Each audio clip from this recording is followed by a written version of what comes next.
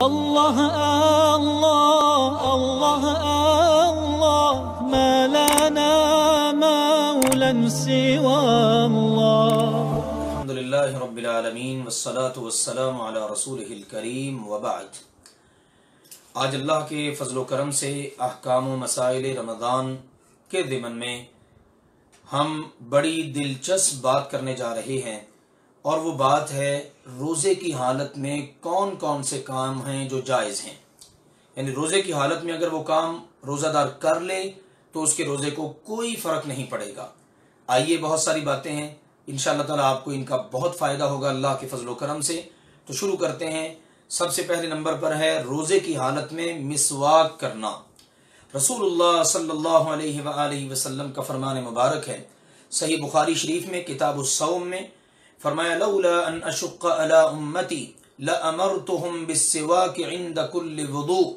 اگر مجھے اپنی امت پر مشقت کا ڈر نہ ہوتا تو میں اپنی امت کے ہر نمازی کے لیے ہر وضو کے ساتھ مسواک کرنے کو لازمی قرار دے دیتا. امام بخاری رحمہ اللہ تعالی اس حدیث مبارک سے استدلال کرتے ہوئے بیان فرماتے ہیں، اس میں رسول اللہ صلی اللہ علیہ وآلہ وسلم نے روزہ دار کی دوسروں سے کوئی تخصیص نہیں کی. تو روزے کی حالت میں آپ مسواک کر سکتے ہیں. مسواک خشک ہو، مسواک تر ہو، حتیٰ کہ برش، ٹوتھ برش، وہ بھی آپ کر کے اپنے دانتوں کو روزے کی حالت میں صاف کر سکتے ہیں. اس سے روزے کو کوئی فرق نہیں پڑے گا. نمبر 2، غسل کرنا. روزے کی حالت میں روزہ دار اگر غسل کر لے تو اس کے روزے کو کوئی فرق نہیں پڑتا. ہماری امی جان سیدہ عائشہ رضی اللہ تعالی عنہا بیان کرتی ہیں، کان النبی صلی اللہ علیہ وسلم یدرکہ الفجر فی رمضان من غیر حلم فیغتسل ویصوم.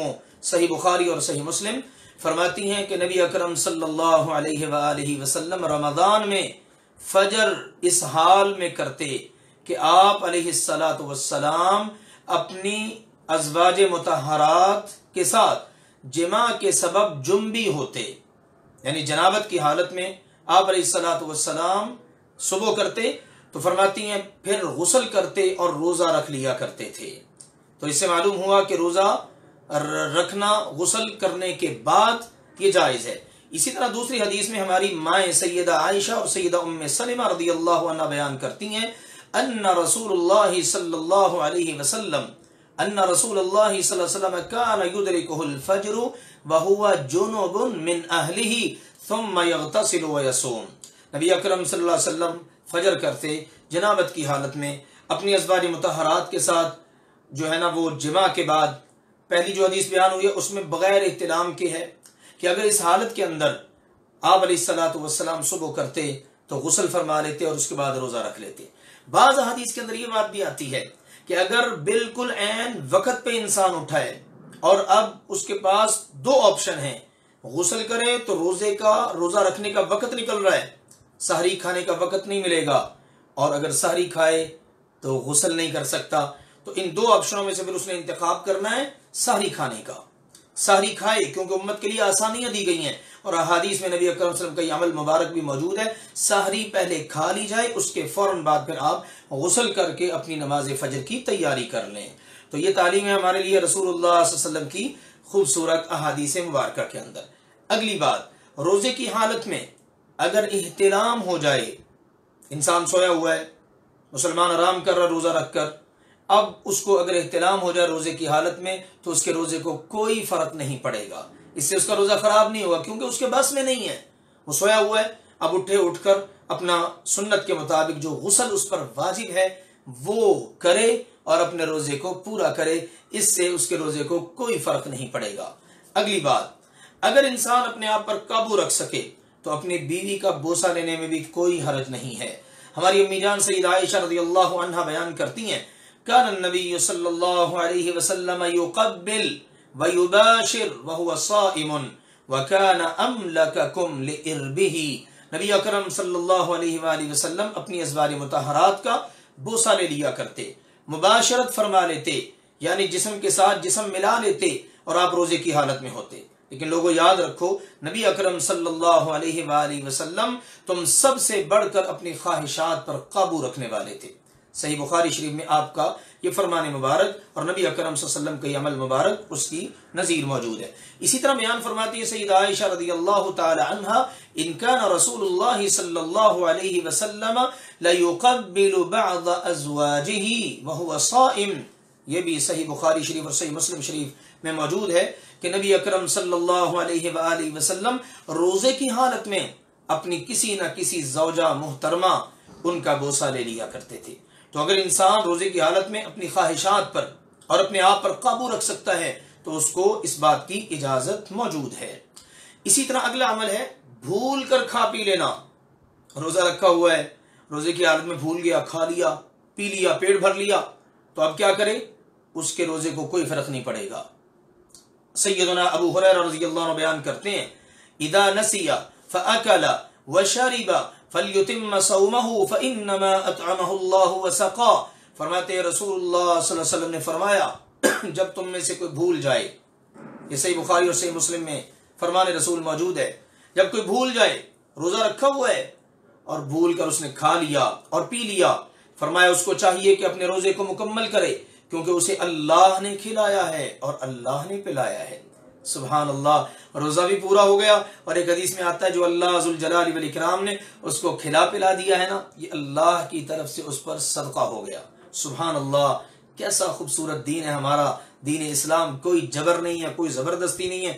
تو بھول کر تو نے کھا لیا تو اب جناب کفارہ دے، یہ کر وہ کر، نہیں، بھول کر کھا پی لیا ہے، روزہ پورا کرو، اللہ نے کھلایا، اللہ نے پلایا۔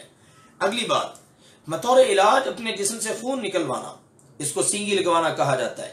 سیدنا عبداللہ بن عباس رضی اللہ تعالیٰ عنہ بیان کرتے ہیں ان النبی صلی اللہ علیہ وسلم احتجم وهو محرم واحتجم وهو صائم، رسول اللہ صلی اللہ علیہ وسلم آپ علیہ الصلوۃ والسلام کی یہ فعلی حدیث ہے کہ نبی اکرم صلی اللہ علیہ وسلم نے احرام کی حالت میں سینگی لگوائی، یعنی اپنے جسم سے خون نکلوایا، اور آپ علیہ الصلوۃ والسلام نے اس حال میں سینگی لگوائی، جسم سے خون نکلوایا کہ آپ روزے کی حالت میں تھے۔ اس سے معلوم ہوا کہ اگر جسم سے خون نکلوا لیا جائے بامر مجبوری، بوقت ضرورت، تو اس سے روزہ نہیں ٹوٹتا۔ آج کل بڑی ضرورت پڑ جاتی ہے، بعض اوقات مریض بڑی تکلیف کے اندر ہوتا ہے، ڈاکٹر کہتے ہیں فوری طور پر اس کو فریش خون کی ضرورت ہے، تو روزہ دار اگر اس کو اپنا خون نکلوا کر صدقہ اور عطیہ کر دیتا ہے تو اس سے روزہ دار کے روزے کو انشاءاللہ کوئی فرق نہیں پڑے گا، روزہ پورا ہو جائے گا اللہ کے فضل و کرم سے۔ اگر وہ کر سکتا ہے روزہ پورا تو کر لے، اور اس کو انشاءاللہ تعالی مزید اللہ یہ اجر دے گا کہ اس نے ایک جان بچائی ہے، اور ایک جان بچانے کا اجر ایسے ہی ہے گویا کہ ساری انسانیت کی جان بچا رہی ہے۔ سبحان اللہ۔ اس کے بعد اگلی بات ہے قے آ جانا، وامٹنگ، روزے کی حالت میں قے آ گئی ہے، اب کیا کرنا ہے؟ کوئی فرق نہیں پڑے گا، پریشان ہونے کی ضرورت نہیں ہے، آپ اپنا روزہ مکمل کیجئے۔ جناب عمر بن حکم بن ثوبان بیان کرتے ہیں کہ انہوں نے سیدنا ابو ہریرہ رضی اللہ تعالی عنہ، اس امت کے بہت بڑے محدث اور بہت بڑے فقیہ، ان کا بیان ہے، فرماتے ہیں اذا قاء لا یفطر، جب کسی کو قے آ جائے تو وہ اپنا روزہ ختم نہ کرے، روزہ چھوڑ نہ دے، بلکہ اپنے روزے کو مکمل کرے۔ کیوں؟ انما یخرج ولا یولج، کیونکہ اس کے جسم سے چیز باہر آئی ہے، اندر نہیں گئی۔ سبحان اللہ، کیسی خوبصورت بات کر دی ہے، امت کے ان فقیہوں کو سلام پیش کرتے ہیں۔ سبحان اللہ، سیدنا ابو ہریرہ رضی اللہ تعالی عنہ عظیم فقیہ ہیں، اور کیا بیان کر رہے ہیں؟ جسم سے چیز نکلی ہے باہر تو روزہ ٹوٹنے کا تو سوال ہی پیدا نہیں ہوتا۔ یہ ہے فقاہت، یہ ہے عقل مندی، دانش۔ سبحان اللہ۔ تو کہتے ہیں جسم کے اندر چیز داخل تو نہیں نہ ہوئی، ان کا یہ فرمان مبارک صحیح بخاری شریف میں موجود ہے۔ اسی طرح روزے کی حالت میں نہا لینا، جسم پر پانی بہا لینا، آنکھوں میں سرما لگا لینا اور کنگھی کر لینا، تیل لگا لینا، ان تمام کی تمام چیزوں کی رخصت موجود ہے۔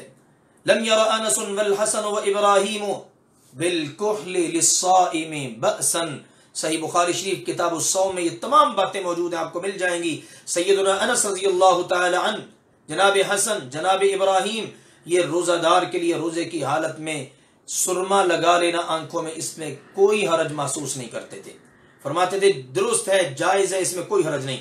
بالوں کو کنگھی کرنا ہے آپ نے، اس کا جسم کے اندرونی حصے سے کوئی تعلق ہی نہیں ہے۔ تیل لگانا ہے، آپ نے خوشبو لگانی ہے، آپ نے جسم پر پانی بہانا ہے، کوئی فرق نہیں پڑتا۔ اسی طرح سے بھیگا ہوا کپڑا سر پر ڈال لینے سے کوئی فرق نہیں پڑے گا روزے کو۔ روزے ہیں، گرمی کا موسم ہے، گرمی لگ رہی ہے، آپ نے کپڑا بھگویا، رومال بھگویا، سر پہ ڈال لیا، کوئی فرق نہیں۔ سیدنا عبداللہ بن عمر رضی اللہ تعالی عنہما کے بارے میں مروی ہے، بلّا ابن عمر ثوبا فالقاہ علی وہو صائم۔ سیدنا عبداللہ بن عمر رضی اللہ تعالی عنہما نے کپڑے کو گیلا کیا، اچھی طرح پانی میں بھگو لیا، پھر اس کو اپنے سر پر ڈال لیا اور اپنے وجود کو اس کے ساتھ راحت پہنچائی، اور وہ روزے کی حالت میں تھے۔ سبحان اللہ، یہ بات بھی صحیح بخاری شریف کتاب الصوم میں موجود ہے۔ اسی طرح گھروں کے اندر خواتین کھانا پکاتی ہیں، افطاری تیار کرتی ہیں۔ اب بعض گھروں کے مسائل بھی ہوتے ہیں، ذرا سا کھانے میں نمک تیز ہو گیا تو شوہر تو آسمان سر پہ اٹھا لے گا، گھر میں جناب عجیب کیفیت بن جائے گی۔ تو ایسی خواتین اگر اپنے کھانے کو بہترین بنانے کے لیے اپنے شوہر کی منشا کے مطابق ہنڈیا میں سے اگر تھوڑا سا زبان پہ رکھ کے چکھ لیں اور اس کو پھر اگل دیں، پھینک دیں، تھوک دیں، تو ان سے ان کے روزے کو کوئی فرق نہیں پڑے گا۔ یہ کام بھی روزے کی حالت میں جائز ہے۔ سنائیے کیسی کیسی عمدہ باتیں احادیث کے اندر ہمیں ملیں گی، صحابہ کرام کے اقوال میں، فقہاء امت کی باتوں میں اور احادیث رسول میں۔ آئیے اس کا حوالہ بھی نوٹ کیجئے، صحیح بخاری شریف میں کتاب الصوم میں یہ بات موجود ہے۔ قال ابن عباس لا بأس ان يتطعم القدر او الشيء، اس بات میں کوئی حرج نہیں ہے کہ روزے کی حالت میں روزہ دار باورچی ہے، گھر کی عورت ہے، دیگر کھانا پکانے والے ہیں، وہ ہنڈیا میں سے یا کسی چیز کا کسی بھی طرح سے ذائقہ معلوم کرنے کے لیے اگر کچھ چکھ لیں، کوئی حرج نہیں ہے۔ سبحان اللہ۔ اسی طرح اگر حلق کے اندر مکھی وغیرہ چلی گئی، بعض اوقات ایسا ہوتا ہے، آج کل مثال کی طور موٹر سائیکل میں سفر کر رہے ہیں، ویسے بیٹھے بیٹھے اگر کوئی مچھر مکھی وغیرہ حلق میں چلی گئی تو اس سے بھی آپ کے روزے کو کوئی فرق نہیں پڑے گا۔ قال الحسن ان دخل حلقه الذباب فلا شيء عليه، جناب حسن رحمہ اللہ تعالی ان کا فرمان ہے، فرماتے ہیں کہ جب کسی کے حلق میں مکھی وغیرہ چلی جائے تو اس کے روزے کو کوئی فرق نہیں پڑے گا۔ یہ ان کا فرمان بھی صحیح بخاری شریف میں موجود ہے۔ تو جناب یہ ہیں وہ اعمال جن کے کر لینے سے یا جن کے سر انجام پا جانے سے روزے کو کوئی فرق نہیں پڑے گا۔ ہمارے ہاں تو نئے نئے فقیہ آج امت میں آ چکے ہیں نا، اللہ معاف فرمائے۔ ایک کلپ دیکھنے کا موقع ملا، ایک مفتی صاحب ہیں جناب، بڑے جاہ و جلال کے ساتھ بیٹھے ہوئے ہیں، اور وہ کہتے ہیں استنجا اس انداز میں نہیں کرنا کہ آپ زور لگائیں، کیونکہ استنجا کرتے وقت شرمگاہ سے پانی جسم میں داخل ہونے کا خدشہ ہے۔ انا للہ و انا الیہ راجعون، اور کہتے ہیں اس سے روزہ ٹوٹ جائے گا، معاذ اللہ ثم معاذ اللہ۔ افسوس ہے ایسے فقیہوں پر جو امت کے لیے مشکلات پیدا کرتے ہیں۔ اب ایک شخص استنجا کر رہا ہے، پیشاب پخانہ بولو براز، بیچارے نے استنجا کرنا ہے، اہتمام کے ساتھ استنجا کرے، کوئی فرق نہیں پڑتا۔ تو عجیب عجیب صورتحال ہے۔ آپ اندازہ کیجئے فقہاء امت، صحابہ کرام اور ائمہ دین، ان کے فرامین عالیہ، اور پھر سب سے بڑھ کر رسول اکرم صلی اللہ علیہ وسلم کے فرامین عالیہ میں امت کے لیے کیسی کیسی آسانیاں موجود ہیں۔ اللہ ذوالجلال والاکرام ہمارے پیارے نبی کریم صلی اللہ علیہ وسلم کو ساری امت کی طرف سے، ساری انسانیت کی طرف سے بہترین جزا دے، اور آپ پر اللہ تعالیٰ بے شمار درود و سلام نازل فرمائے، اور اللہ ذوالجلال والاکرام صحابہ کرام، ائمہ دین، تابعین، تبع تابعین، علماء امت، فقہاء امت کو ساری امت کی طرف سے بہترین جزا عطا فرمائے۔ اللہ ہم سب کا حامی و ناصر ہو، اللہ ہم سب کو اپنے حفظ و امان میں رکھے۔ فی امان اللہ، والسلام علیکم ورحمۃ اللہ وبرکاتہ۔